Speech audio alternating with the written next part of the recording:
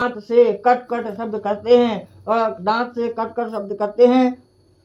और कौवे जैसे काले ऊंचे केस वाले लंबे काले ऊंचे बाल वाले, केस माने बाल, लंबे ऊंचे बाल वाले और वक्र मुख वाले नख ही आयुध है। और ऐसे यमराज के दूतों को देख पापी प्राणी भयभीत होकर मल मूत्र करने लग जाता है, वह लैट्रिन पेशाब करने लग जाता है। और उस समय शरीर से अंगुष्ठ मात्र जीव हा हा शब्द करता हुआ, अंगुष्ठ मात्र जीव, इस अंगुष्ठ मात्र के बराबर प्राण होता है वायु, वह इतना ही होता है। शरीर बड़ा होता है, प्राण छोटा सा होता है। डराते रहते हैं, भयभीत करना, डराना। और नरक के दुख को बारंबार सुनाते हैं। नरक में ऐसा होता है, तो उनको वह सुनाते रहते हैं, उन बातों से वह डराते रहते हैं। और जल्दी चलो, तुमको यमलोक में ले जाकर पीछे कुंभी आदि नरक में ले जाएंगे, ऐसा बोलते हैं। और इसलिए आज देर मत करो। और ऐसे यमदूतों का वचन सुन और बंधुजन का प्रलाप माने बंधुजनों की याद करना, उनके बारे में सोचना, उनके बारे में विलाप करना, रोना। बंधुजन का प्रलाप सुन, उनका ऐसा प्रलाप सुनकर वह लगता है कंपन से मार्ग में चलते कुत्तों के काटने से दुखी हो और अपने किए हुए पापों को याद करते हुए चलते हैं। और भूख प्यास से व्याकुल तथा दावानल पवन भी और तपायमान है। और भड़भूजे जैसी गरम बालू माने रेत, भड़भूजे में सबसे जल्दी बेहोश हो जाते हैं। और फिर उठ खड़ा होता है वह आत्मा, दुखी आत्मा, फिर वह खड़ा हो जाता है। और इस तरह पापी को अंधकार रूप मार्ग से यमलोक ले जाते हैं। और यमलोक में 11,000 योजन अलग है। और वहाँ पापी मनुष्य को 2-3 मुहूर्त में ले जाते हैं। और तदंतर उसके पश्चात यमदूत उसको भयानक नरक यातना दिखाते हैं। घर में आकर स्व शरीर में पुनः अपने जो शरीर था वह शरीर में पुनः प्रवेश करने की इच्छा करता है। वह घर में आता तो मेरा शरीर कहाँ है करके देखता है। वह शरीर तो डेथ होते ही शमशान में जला दिया जाता है या खड्डे में डाल दिया जाता है, तो करता है। और परंतु यमदूत के पास के बंधन से श्रद्धा तृष्णा आदि से दुखित हो रुदन करता है। फिर वह शरीर नहीं मिल पाता तो वह फिर रोदन करता है, रोने लगता है। यथा पापा स्कंदने कथयम हे केशयः। हे केशव कृष्ण विष्णु भगवान का नाम है केशव। हे केशव, यमलोक का मार्ग किस प्रकार कष्ट देने वाला है। वहाँ जिस प्रकार से पापी मनुष्य जाते हैं वह हमसे कहने की कृपा करें। अब भगवान बोलते हैं, यम मार्गमः दुःखप्रदं ते कथयाम्यहं मम भक्त्यो अपि तस्मुद्वाह तदं भविष्यति कंपितः। ऐसा प्रश्न करने पर भी श्री भगवान कहते हैं कि प्राणी को यमलोक का मार्ग बड़ा दुख देने वाला है। मैं तुमको बताता हूँ, मेरे भक्त जन जो तथापि सुनने से तुम कंपायमान हो जाओगे। खाली सुनने से ही तुम्हारे शरीर में कंपन हो जाएगी। पीड़ित शीतल माने ठंडी हवा से उसके शरीर को छेदन होता है, शरीर में लगती है हवा तो कष्ट होता है। पीड़ित हुआ पापी मनुष्य जाता है और कांटे तथा विषमधर सर्पों से आवेक्षित सांप डसते हैं, आवेक्षित हो जाता है। और कहीं पापी को बड़े भयानक व्याध शेर और कुत्ते भस्म करते हैं, मतलब खाते हैं। और कहीं बिच्छू काटते हैं और कहीं अग्नि से जल जाता है। और कहीं है बाटुला से भरे हुए नरक में पड़ता है, और कहीं अग्नि से तप्त और ताम्रमय नरक में गिरता है। और आत्माओं को इसमें ले जाया जाता है। जो अच्छी आत्माएं होती हैं वो तो भगवान में लीन हो जाती हैं, या जो दोबारा जन्म है तो वो भगवान स्वर्ग लोग जाते हैं, फिर वापिस मनुष्य योनि या कीड़े मकोड़े सांप बिच्छू में पैदा होके आते हैं। और जो पापी हैं उनको पूरा पाप में पकाना पड़ता है, वहां जब जाके उनका पाप खत्म हो तब जाके पृथ्वी में उनको जन्म भगवान देना की इच्छा करता है। तो वह बैतनी नदी में है। बैतनी नदी है जिसकी कथा श्रवण करने से भय उत्पन्न होता है, डर लगती है, और तब देखने में कष्टकारक हो तो वह दिखती कैसी होगी जब सुनने में ऐसा लगता है, तो ऐसा वह सोचता है।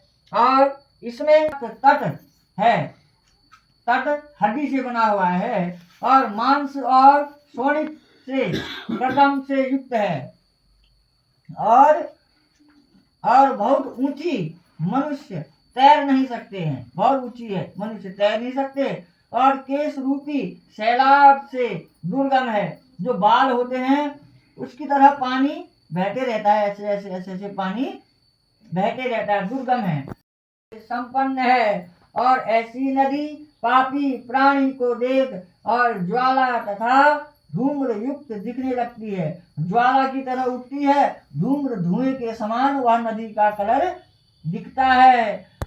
मैंने नहीं किया, देखो यम भूत, और देखो देखो देखो यम भूत, देखो यम भूत मैंने, देखो यम भूत मैंने की है। देखो कहते हैं कि देखो यम भूत यह मैंने की है, ऐसा रोदन करते हैं। और फिर वह गान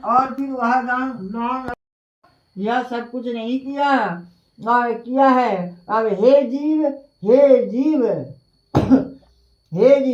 उसमें बहुत से गण किसी को तेल में पकाते हैं, खौलते हुए घी में और खौलते हुए तेल में, और कितनों को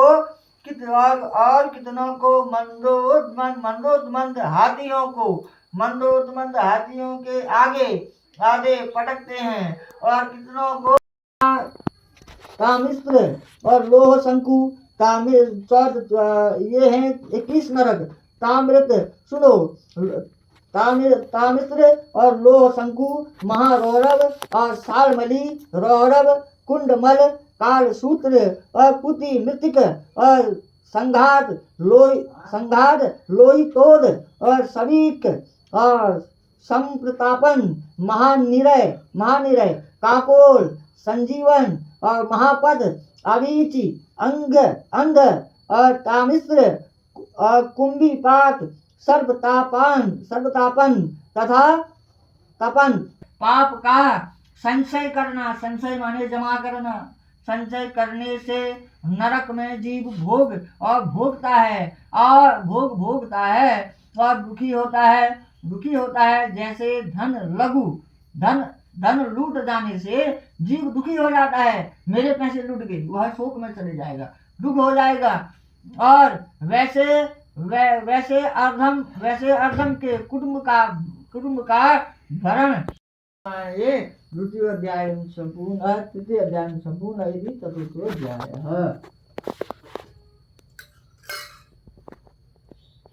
अब चतुर्थ अध्याय।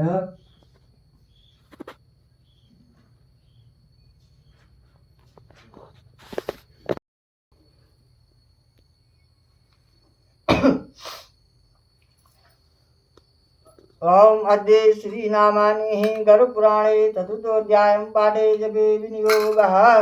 ओम बैतनी नदी तथा नरक का वर्णन करुणोवाच। प्राणियों में दया नहीं करने वाले और सबसे कपट रखने वाले और नरक में जाने वाले होते हैं, ऐसे आदमी नरक में जाने वाले होते हैं। और पत्थर नियम धारण कर और अचित गुरु को नहीं मानने वाले, पुराण वक्ता का सत्कार नहीं करने वाले नरक में जाते हैं। और मित्र द्रोह करने वाले, जो द्रोह करते हैं, मित्र द्रोह करने वाले, प्रेम का परस्पर नाश करने वाले और आशा भंग करने वाले और सब नरक में जाते हैं। और विवाह को देवता उनमें आग लगा देने वाले, मतलब अग्नि लगा देने वालों को और यमदूत पकड़कर अग्नि कुंभ में डालकर पकाते हैं।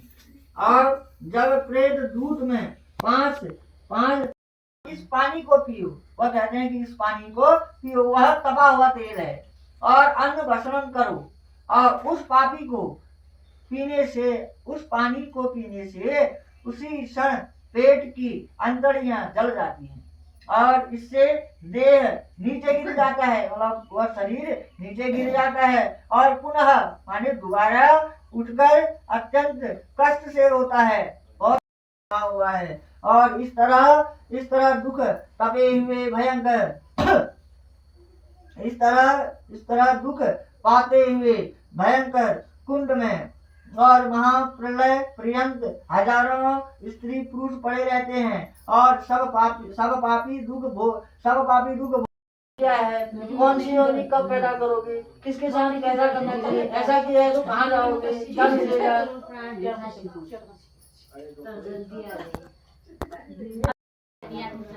आवाज बुलंद है तुम्हारी। आवाज अच्छी है, आवाज अच्छी है, गुरु पुराण का बहुत अच्छा अध्ययन कर सकते हैं।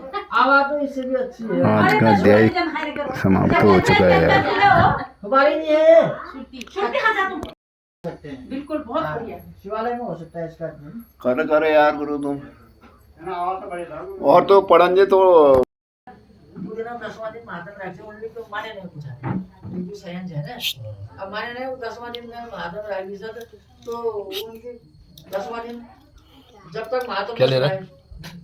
तुम सिगरेट है? सकना ये बोल्ड में सिगरेट बाहर नहीं निकाल सकना। अगर हम 9वां दिन महात्म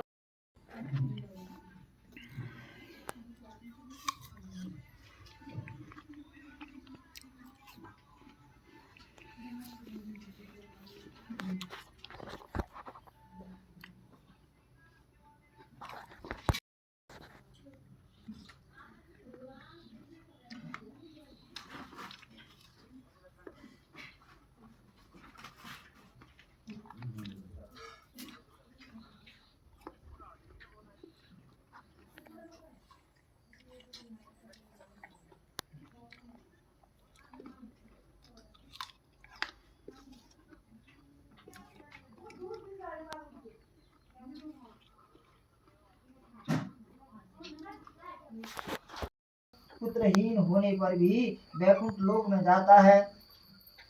और 3 प्रकार के जो तिल कहे गए हैं, 3 प्रकार के तिल वह दर्भ और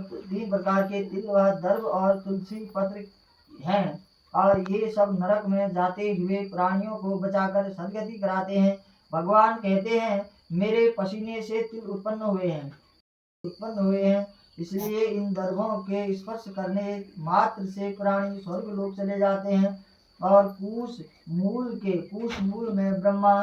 के मूल माने बीच में ब्रह्मा वास करते हैं और बीच में मध्य में जनार्दन और कार्य में आते हैं और किंतु अपवित्र नहीं होते हैं। और पिंड का स्थापित दर्भ प्रेत भोजन करने वाले ब्राह्मण मंत्र गौ तुलसी ये तीनों नीच के पास हो तो अर्गावी है। और मैं आसन स्थित चिता की अग्नि अपवित्र है और गोबर से लेपन कर उस पर दर्भ बिछाकर ही शुद्ध होती हैं। और खटिया पर बिना गोबर की भूमि पर राक्षस पिशाच भूत प्रेत यमराज दूत प्रवेश करते हैं।